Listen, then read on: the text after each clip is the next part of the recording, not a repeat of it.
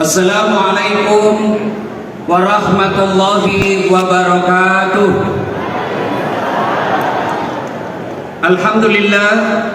Alhamdulillahi rabbil alamin. Wa bihi nasta'inu ala umuri dunya waddin. Ashhadu an la ilaha illallah wa ashhadu anna Muhammadan abduhu wa rasuluh. Allahumma salli ala sayyidina Muhammad wa ala alihi wa sahbihi ajma'in. Amma ba'd. Faqad qala Allah subhanahu wa ta'ala fi kitabil karim. Bismillahirrahmanirrahim. Ya ayyuhalladzina amanu dakhulu fis silmi kaffatan wa la tattabi'u khutuwatis syaitan innahu lakum aduwwum mubin. Wahai orang-orang yang beriman, masuklah engkau ke dalam Islam secara sempurna dan janganlah engkau ikuti langkah-langkah setan, karena sesungguhnya setan itu musuh yang nyata bagi kalian. Ketika iblis laknatullah alaih diusir dari surga karena enggan sujud kepada Nabi Adam, lalu iblis mengatakan ikrar, saya akan menyesatkan anak cucunya Adam untuk menemani saya masuk ke dalam neraka. Saya akan berupaya menggagalkan mereka ketika mereka mendengarkan dakwah. Dan ketika kita mendengarkan dakwah seperti ini, iblis berupaya menggagalkan kita. Dan salah satu cara mereka iblis ini menggagalkan kita, dibisiknya kita, pegang handphonemu, pegang handphonemu, pegang handphonemu. Itu bagian daripada khutuwatis syaitan, langkah-langkah setan. Mohon maaf dan mohon ampun setinggi-tingginya supaya kita dengar ceramah dengan sebaik-baiknya. Begitu saya menghargai jemputan ini, berjam-jam saya sampai ke sini, membutuhkan waktu dan pengorbanan tenaga untuk menghargai jemputan acara ini. Menghargai. Jadi tolonglah saya juga sedikit dihargai dengan menyimpan sedikit HP-nya untuk dengar dakwah. Ibu bapak saudara-saudara sekalian, teristimewanya yang saya muliakan dengan segala kemuliaan yang saya miliki, Tuan yang terutama negeri Sabah beserta Toh Puan, dan juga yang amat berhormat Ketua Menteri Sabah beserta Datin Sri yang insya Allah dimuliakan dan dirahmati oleh Allah Subhanahu wa Ta'ala. Bertepatan dengan hari Isnin tanggal 12 Rabiul Awal tahun ke-11 Hijriah, bersamaan pula dengan hari lahirnya hari Isnin 12 Rabiul Awal tahun gajah, Allah memanggil malaikat Jibril. Jibril, kau panggil 3 malaikat penyertaimu, Israel, Mikail, Jibril. Kau datang menjemput Muhammad. Kau turun menjemput Muhammad, cabut nyawanya. Dengan catatan, tanya dulu. Kalau dia mau dicabut nyawanya, laksanakan. Kalau tidak mau, tunda sampai dia mau. Allahu Akbar. Turunlah 4 malaikat, Jibril, Israel, Mikail, Israfil. Langit ke-7 masih berempat malaikat itu. Langit ke-6 masih berempat. Sampai di langit kedua masih berempat. Sampai di langit pertama, malaikat Jibril lalu berkata, wahai malaikat Israel, kamu yang bertugas hari ini, kamu aja yang turun menjemput Muhammad. Saya tunggu kamu di langit ini. Kata malaikat pencabut nyawa, macam mana caranya? Kamu yang selama ini jumpa dengan dia, saya baru pertama kali jumpa. Kau turunlah juga bersama saya. Tapi apa kata malaikat Jibril? Saya tidak tega melihat engkau mencabut nyawa. Maka turunlah 3 malaikat itu. Lalu di depan pintu rumah Rasulullah, ketuk pintu Rasulullah. Assalamualaikum warahmatullahi wabarakatuh ya Rasulullah. Siti Fatimah membuka pintu. Ternyata tidak ada orang yang ada di depan pintu. Lalu Nabi bersabda, Fatimah, yang mengetuk pintu sudah ada di samping. Lalu malaikat pencabut nyawa berkata kepada Muhammad, ya Muhammad, Allah perintahkan saya mencabut nyawamu hari ini kalau kau mau. Menurutmu bagaimana? Tuan-tuan, kalau Anda ditanya, apa kira-kira jawab? Kalau saya Datuk dijawab, Datuk saya ditanya, Dasat Latif, Allah perintahkan saya cabut nyawamu. Menurutmu bagaimana? Saya akan jawab, tunggu dulu, istri saya baru satu.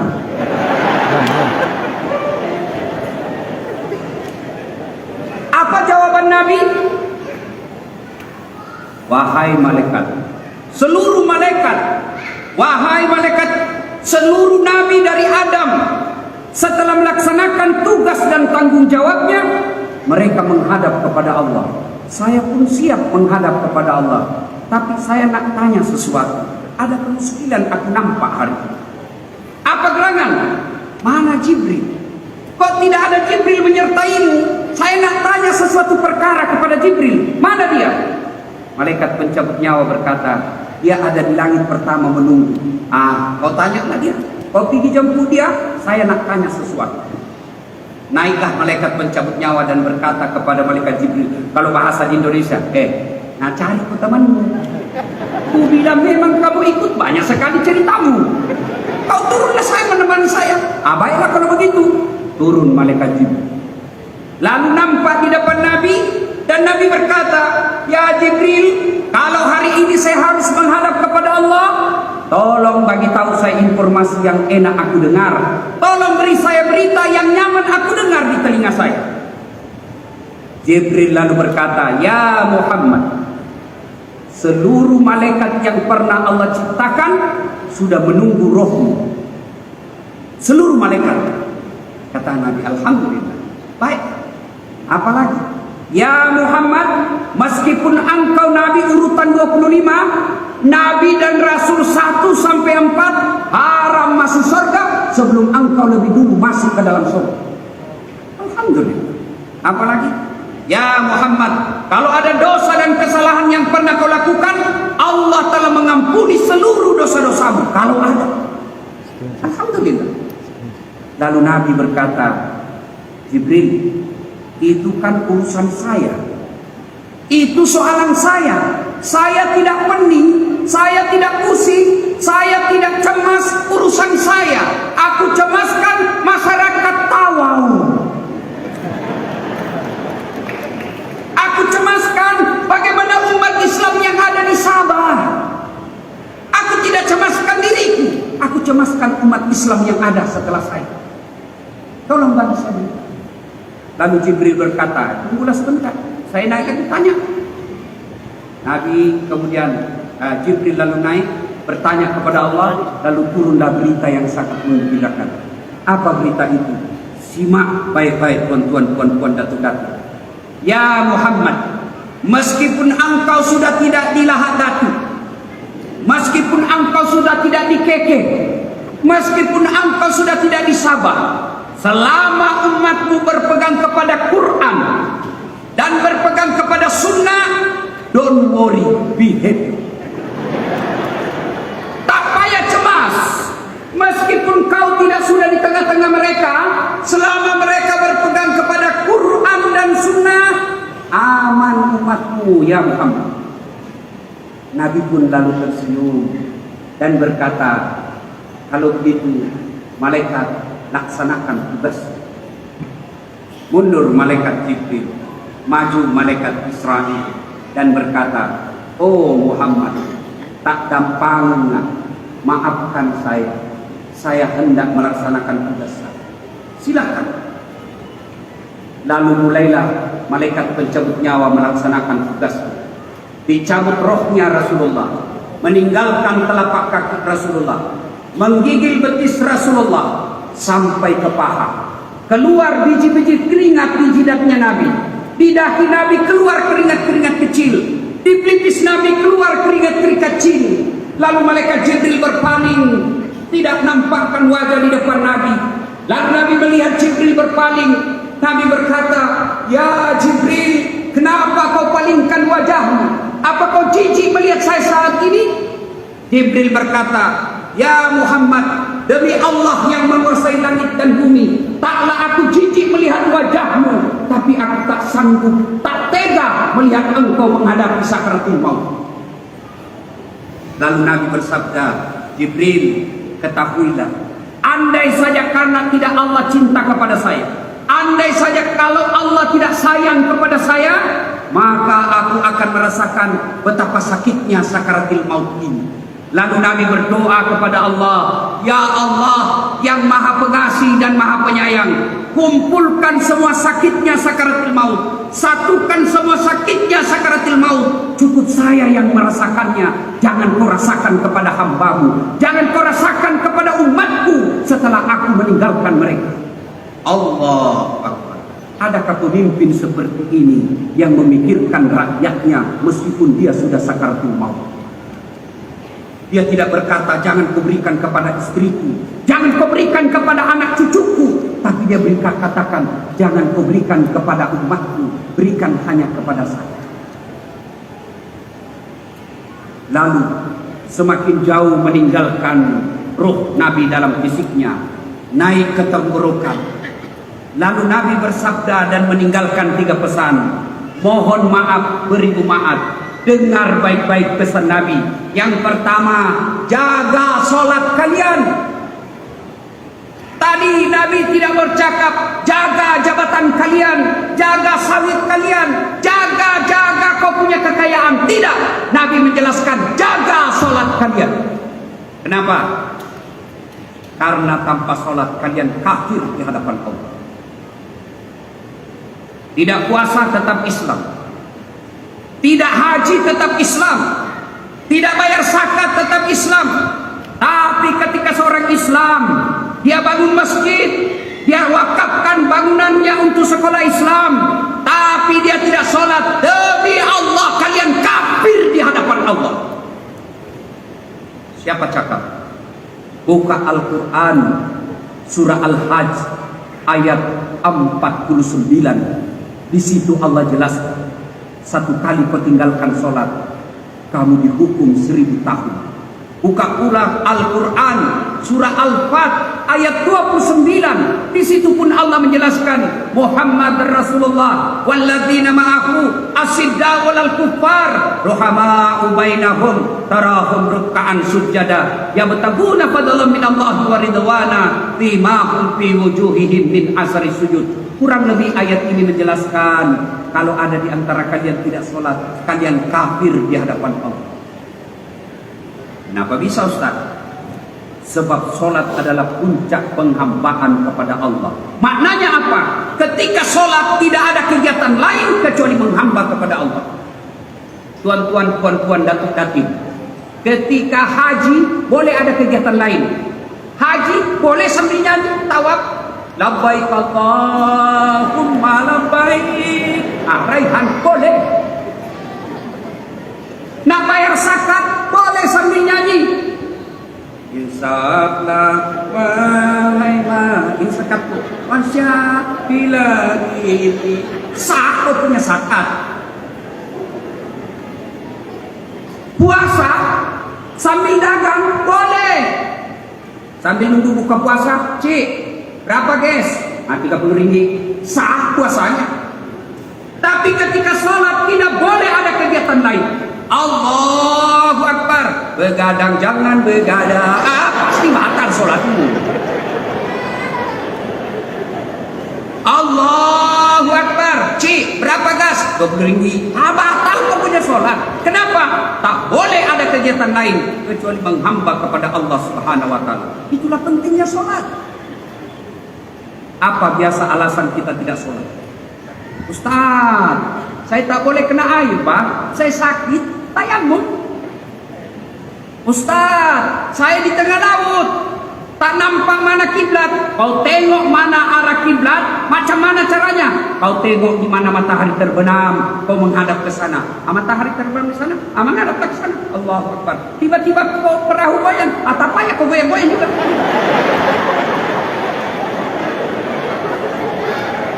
Ustaz, saya sariawan Ustaz, ini gigi saya ada luka, aku salat dengan luka. Allahu Akbar. Allah tahu kau lagi sakit. Apa lagi? Ustaz, saya tidak boleh berdiri. Duduk. Tidak boleh pun berdiri, duduk. Ustaz, ada bisul di pantatku, bari. Tidak boleh bari Ustaz, salat pakai isyarat. Mana namanya sholat pakai isyarat? Matamu aja kau kasih goyang-goyang. Allahu Akbar. Jangan ketawa, saya serius ini. Boleh. Ustaz, saya tidak bisa isyarat. Terakhir, pakai sholat dalam hati. Macam mana sholat dalam hati? Mata tak bergerak, bibir tak bergerak, tangan tak bergerak. Pejamkan mata. Lagi ruku, bayangkan lagi ruku, baca doa ruku. Sujud, bayangkan lagi sujud, baca doa sujud. Selesai. Saya pun tak bisa bayangkan Ustaz dalam hati. Gampang, ambil kain putih, bungkus, bawa dikubur. Selesai. Ayo. Apa biasa alasan orang tidak mau sholat? Mohon maaf, mohon ampun. Paling banyak perempuan tidak sholat kalau ada pesta macam ini. Oh, marah. Kalau kau marah saya balik besok. Ada pengantinnya jam 12 tengah hari. Jam 10 sudah ke salon. Coklat, biru, krem, abu-abu. Macam tak beratian listrik. Pakai jilbab. Oh, jilbabnya Masya Allah 3 lapis. Biru, coklat. Ada juga minumnya sini. Ada pun lagi di sini. Di Indonesia saya cakap jilbab sakaratil maut. Ya kan? Allahu Akbar. Tiba waktu sholat, suaminya berkata, Dinda, saya sudah bayar haji, saya jual kebun supaya kau pergi haji. Kenapa kau belum sholat? Ini sudah mau masuk asar, kau belum sholat duhur. Pergi kau sholat sana. Sadarlah kau Pak. Ya sadarlah, saya suruh kau pergi sholat. Kau tidak nampak ini jilbab saya 1 jam dipakai ini. Jilbab beleng-beleng. Alhamdulillah saya lihat nampak di sini tak ada. Apa Allah melarang kita pakai jilbab dan berdandan? Tidak. Apalagi kalau puan berdandan supaya suami bangga di sampingnya, ibadah. Cuma Allah tidak senang ketika dandanan itulah menyebabkan kalian tidak sholat. Saya bagi contoh sederhana. Di sini ada tuan yang terutama negeri Sabah beserta Tok Tuan. Beliau punya ajudan, pengawal. Coba tanya beliau, kalau beliau berkata pengawal, itu pengawal meskipun dia baring-baring langsung siap Datuk, perintah. Kalau perlu dia makan kacang, dia makan yang kulitnya. Siap perintah Datuk. Iya toh, padahal Datuk ini ada arwahnya. Akan hilang juga. Lalu kenapa ketika Datuk memanggil kita tak baik, takut betul kita menolaknya? Mana ada Datuk memanggil pengawal? Tunggu dulu Datuk. Dipecah kau. Allah. Maka Rasulullah memesankan, jaga sholat kalian. Kalau sholat tuntas, sholat baik, kecil buat Allah dapat tinggi. Kecil bagi Allah kasih anak. Kecil bagi Allah lunasi utangmu.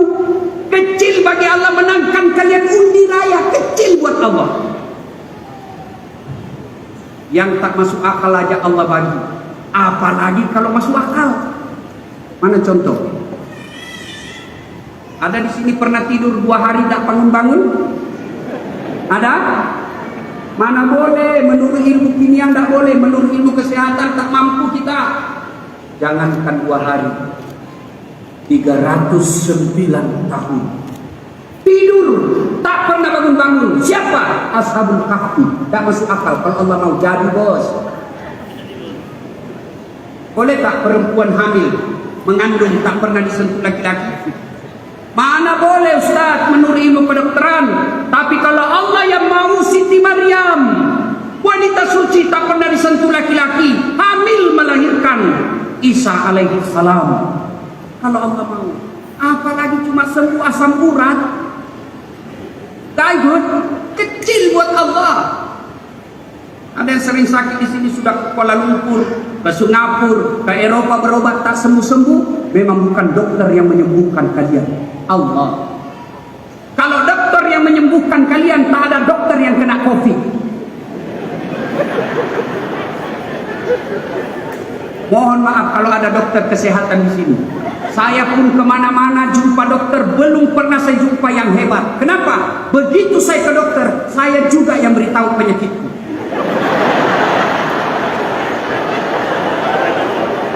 Masuklah saya. Assalamualaikum Pak Dokter. Waalaikumsalam Pak Ustaz. Macam mana kabar? Baik, alhamdulillah. Saya sakit-sakit dokter. Saya mencret. Kata Pak Dokter, macam mana boleh? Mana bisa? Dalam hatiku, urusanku karena kau dokter. Yang hebat tuh baru kita dilihat, Ustaz pasti kau mencret. Tapi kan tidak. Tapi Allah tanpa Anda beritahu, tanpa tuan-tuan beritahu, Allah tahu apa yang Bapak mau. Allah cuma minta air sholat. Ya Allah, sembuhkan penyakitku. Ya Allah, lunasi utang-utangku.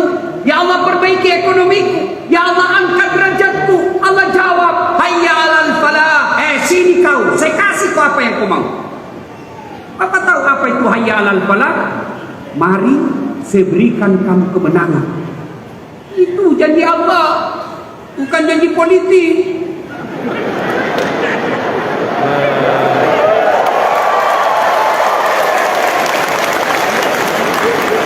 Di sana bukan di Sabah. Tuan-tuan yang saya hormati. Yang kedua, kata Nabi, jaga perempuan ini. Jaga perempuan kalian. Tuan-tuan, Bapak Ibu, saudaraku, Anda punya anak perempuan, jaga perempuan kalian. Anda punya saudara perempuan, jaga perempuan kalian. Anda punya rakyat perempuan, jaga perempuan kalian. Sekarang perempuan kita kadang-kala dibodoh-bodohi oleh budaya. Dia pakai jilbab, oke, alhamdulillah. Tapi sayang jilbabnya, yang penting tutup aurat. Tapi syarat keduanya dia langgar. Apa itu? Tidak mempertontonkan degup-degup tubuh. Jilbab, tutup aurat, best, oke. Tapi janganlah yang sempit-sempit. Sudah sempitnya jangan begini. Nabi bilang mahasiswaku, kenapa kau tengok Ustaz? Ya pastilah tengok.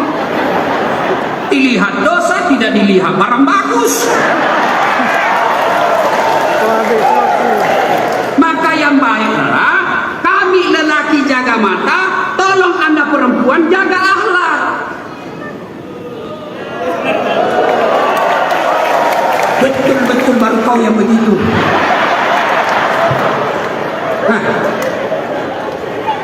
Apa Islam melarang sepeda olahraga perempuan? Tak, olahraga supaya suamimu senang di depanmu. Apa Islam melarang senam? Tak, silakan. Tapi jangan campur-campur laki perempuan. Ini perempuan di depan, bajunya sempit, roknya sempit. Menghitunglah dia. Laki-laki di belakang, 1, 2, laki di belakang, 3.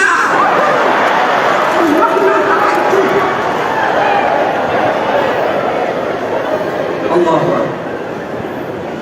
Ayo. Kenapa Nabi pesan perempuan? Karena perempuan adalah ibu kita. Kalau dia gagal menjadi ibu, gagal mendidik anaknya, bisa dibayangkan bagaimana Islam 10, 20, 30 tahun yang akan datang ketawa. Itulah Nabi pesankan, jaga perempuan, karena perempuan adalah ibu di antara umat Islam yang akan melahirkan anak-anak generasi Islam. Yang ketiga pesan Nabi, ummati, ummati, umat, umatku, umatku, umatku. Mohon maaf, mohon ampun. Tuan-tuan yang ada di depan kita, anggaplah kami menganggap tuan-tuan sebagai Nabi Rasulullah Muhammad SAW, utusannya, sebagai perwakilan. Jagalah umat Islam yang ada di Tawau. Umat, umat, umat. Pelihara mereka ini. Alhamdulillah, tuan-tuan diberi kuasa, diberi derajat yang tinggi. Alhamdulillah, Allah tidak melarang kita menjadi dato. Allah tidak melarang kita jadi datin. Allah tidak melarang kita jadi penguasa. Jadi penguasalah kalian. Tapi ingat, jaga umat Islam. Insya Allah, kalau umat Islam kita jaga, umat Islam kita pelihara, tuan-tuan, datin sekalian, bukan cuma datuk di dunia, bukan hanya menjadi tuan di dunia, tapi insya Allah bersama Rasulullah minum di telaga Al-Kausar kelak. Ibu bapak saudara-saudara sekalian, banyak yang ingin kita sampaikan tapi waktu yang terbatas. Salah satu pesan Nabi tadi, jaga selama Al-Quran dan Sunnah kalian lakukan, maka insya Allah akan aman. Dan salah satu cara memelihara Al-Quran ini adalah dengan melakukan lomba tilawatil Quran seperti ini. Penting melakukan acara seperti ini agar apa? Kita tengok anak-anak kita, ternyata mereka pandai membaca ayat suci Al-Quran. Tidak cukup sampai di situ. Mari ajarkan anak-anak kita, bukan cuma pandai menghafal dan membaca Al-Quran, tapi yang lebih utamanya lagi mengamalkan Al-Quran. Yang mendesak kita lakukan sekarang adalah mengajarkan anak-anak kita akhlak. Sebab anak-anak kita sekarang Pak cerdas, brilian, pandai. Mana? Coba lihat anak-anak kita. Dia bawa motor, bicycle, itu dia boleh pakai WhatsApp. Dia naik motor bawa WhatsApp. Saya biasa sudah gini masih salah tip. Anak-anak kita cerdas. Satu aja kurangnya Pak, kurang ajar. Sopan betul sama ceweknya, sopan betul sama pacarnya. Iya bang, terserah abang aja deh, saya ikut. Sekalinya sama bapaknya, diberitahu, kolot, itu kan dulu, abang zaman dulu, itu tahun 70, sekarang lain. Usah akhlak mereka. Kalau dia jabat tangan sama cowoknya, Masya Allah, sopan betul. Iya bang. Beleng-beleng. Begitu dia jabat tangan sama bapaknya, dia cium tangannya, tak, dia cuma sliding. Coba kalau jabat tangan sama anak itu ya. Mau lagi lihat anak kita sekarang akhlaknya. Balik pulang nanti, periksa handphonenya. Periksa handphonenya. Siapa gambar yang ada di wallpapernya? Bapaknya. Saya lagi menguji ujian. Anak mahasiswa saya bilang tak boleh pegang handphone, simpan di sana mejamu. Saya jalan dan mengawas, ada handphone saya lihat, cakep betul cowoknya, putih bersih. Saya tanya ini, saya lihat mukanya ceweknya, ndak connect. Ceweknya ini cakep betul. Saya tanya lagi mahasiswi saya, gagah betul cowoknya, cakep betul cowokmu. Dia bilang, Ustaz bukan cowok itu Ustaz, itu artis. Siapa ini? Lee Min Ho, artis Korea. Saya bilang, dia kenal kau? Tak. Pernah kau di miss call? Tak. Pernah kau di WhatsApp? Tak. Untuk apa kau simpan di situ? Ganti itu, tukar. Kasih bapakmu di situ fotonya, tukar itu. Dia bilang, tunggu Ustaz, saya cari dulu lah. Dia cari fotonya bapaknya, langsung dia bilang, sudah hapus Ustaz. Ada. Mari tuan-tuan yang saya hormati, nak melihat masa depan Malaysia, nak melihat masa depan Islam, nak melihat masa depan Indonesia, dan kita Melayu pada umumnya, lihat anak kita. Boleh saja mereka belajar bahasa Inggris, tak salah mereka belajar tentang teknikal, tapi keliru ketika mereka menjauhi Al-Quran. Dan salah satu kecintaan kerajaan Sabah kepada umat Islam, digelarlah acara seperti ini, musabaqah tilawatil Quran. Semoga ada manfaat, lebih dan kurangnya mohon dimaafkan. Fastabiqul khairat, nun wal kalami misrun. Assalamualaikum warahmatullahi wabarakatuh.